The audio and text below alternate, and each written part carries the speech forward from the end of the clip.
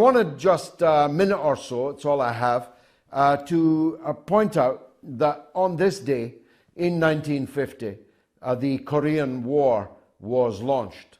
The Korean War is long forgotten. There's no journalist alive today that is still at work and still remembers and references the Korean War. No politician ever talks about it. The Vietnam War is headed in the same direction, to historical oblivion. Not even remembered, never mind learned from.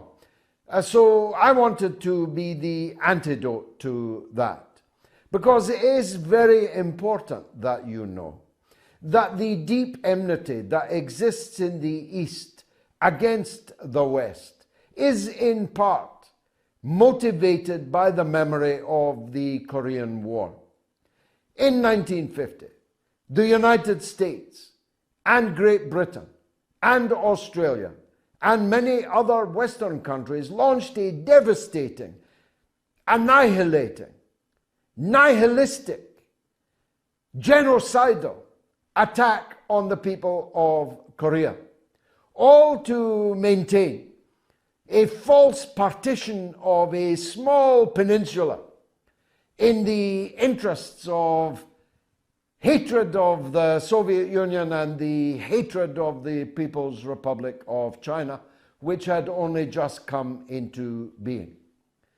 In the course of the Korean War, the West killed 20% of the entire population of Korea. 1 in 5 Koreans was killed by the United States and Great Britain and Australia and other countries. Not a single building higher than 1 story high was left standing in Korea at the end of the war.